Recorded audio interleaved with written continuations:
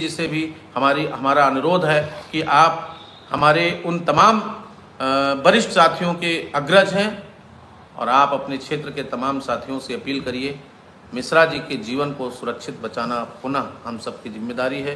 भाई बनवारी लाल गौतम जी हों या हमारे कोई भी साथी हों, अगर मैंने बोल दिया कि जिले में बीमार है तो जिले की जिम्मेदारी, जिले के साथी पूरा योगदान दें, उसमें हमारा जहाँ सहयोग होगा पूरा करेंगे। आज प्रदेश का साथी आपका जो 25 साल सूटकेस लेकर के सिर्फ और सिर्फ शिक्षा मित्र के लिए काम किया, वो अगर इतना विह्वल है, उनका परिवार टूट चुका है। आज उनकी पत्नी रो रही थी कि सर मेरा ज़मीन बेचवा दीजिए। मुझे इतना पीड़ा हुआ है कि मैं क्या करूं कि मेरे साथ 1.5 लाख साथी हैं और मुझे अगर घर और ज़मीन बेचना पड़ा तो बहुत मुश्किल होगा।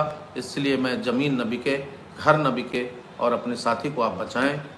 इसी के साथ सरकार मेरे साथ, हम सरकार के साथ समय की बद्धता, समय की प्रतिबद्धता, समय जो दिया गया है उस समय तक आप प्रतीक्षा करेंगे, धैर्य के साथ करेंगे, अनावश्यक टिप्पणी नहीं करेंगे, सभी लोग संयमित रहेंगे और संयम के साथ हम लोग जैसे ही मिश्रा जी के कुछ स्थिति में सुधार होगा, प्रादेशिक बैठक होगी, आपके गिले शिकवे को पूरी तरह से सुनने के लिए मैं प्रतिबद्ध होऊंगा और नई योजना रचना बनाने में आपके सुझाव अपेक्षित होंगे। आपके सुझाव और समर्थन के साथ हम लोग आगे बढ़ेंगे। सभी को पुनः धन्यवाद, आभार, बहुत बहुत शुभकामनाएं। बहुत बहुत धन्यवाद आदरणीय अध्यक्ष जी। साथियों, 2-3 चीज़ें छोटी छोटी भी थी जो आदरणीय डीजी मैडम से वार्ता हुई है और उनका भी समाधान करने के लिए उन्होंने बोला है। जैसे हमारे फर्रुखाबाद के जनपद के साथियों का 3 महीने का मानदेय था, वो बात रखी गई। चंदौली और कौशाम्बी का भी 1-1 महीने का मानदेय 2018 का बकाया था, तो उन्होंने कहा कि नहीं हमारे संज्ञान में है और इसको हम जल्द से जल्द व्यवस्था कराने का काम कर रहे हैं। आदरणीय अध्यक्ष जी ने कहा कि मैम हो सके तो मार्च में ही करा दीजिए, तो उन्होंने मार्च में करने से कहा कि अभी मार्च में तो नहीं गारंटी ले सकते हैं, नहीं हो पाएगा, लेकिन आगे जल्दी ही हमारे संज्ञान में है, इसकी व्यवस्था हम कराएंगे। तो हमारे बहुत सारे साथी फ़ोन करते हैं, मैसेज करते हैं फर्रुखाबाद, चंदौली और कौशाम्बी के, उनका भी मानदेय की व्यवस्था शासन स्तर पर मामला लंबित है, चल रहा है और जल्दी हो जाएगा।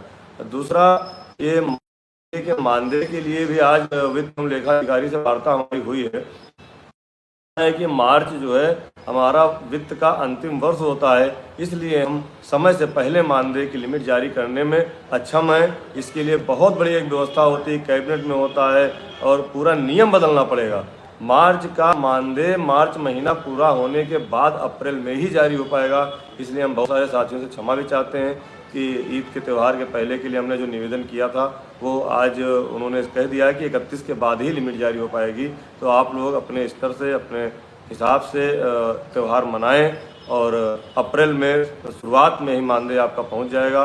और जो ट्रांसफ़र वाली बात आपको अध्यक्ष जी ने बताया, तो डीजी मैडम ने आज कहा है कि मई में इसकी हम प्रक्रिया शुरू करा देंगे और छुट्टी में हम सबको अपने अपने जहाँ पर जाना चाहते हैं, जहाँ वैकेंसी होगी, ये रिकॉर्ड सारा आ जाए पूरे प्रदेश का, तो मई में ट्रांसफ़र हो जाएगा और जून में सारे लोग अपने अपने विद्यालय जहाँ जाना चाहते हैं चले जाएंगे। मानदेय वृद्धि के लिए अध्यक्ष जी ने आपको बताया कि माननीय मुख्यमंत्री जी का निर्देश होना केवल बाकी है, आदेश होना बाकी है, और उसके लिए सारे प्रदेश के पदाधिकारी और जो जिला अध्यक्ष हमारे साथी जहाँ पहुँच सकते हैं पहुँच रहे हैं और उम्मीद है कि जल्दी ही उस पर भी निर्देश जारी हो जाएगा। बस वो समय, उस घड़ी का हम लोगों सबको इंतज़ार है कि हम लोगों की आर्थिक समस्या का समाधान हो। हम लोग पूरी तन्मयता से, स्वास्थ्य ठीक नहीं है, सब लोग जानते हैं, आदरणीय अध्यक्ष जी ने कई बार आप लोगों को बताया, फिर भी अध्यक्ष जी के साथ लगातार कंधे से कंधा मिलाकर चलने वाले आदरणीय मिश्रा जी के लिए आप लोग दुआ करिए। पूरे संगठन के लिए उन्होंने 2001 से लेकर के आज तक कभी भी हार नहीं मानी, कभी बैठे नहीं, आपस में कोई कुछ भी कहा हो लेकिन अगले दिन फिर वह तैयार रहते थे।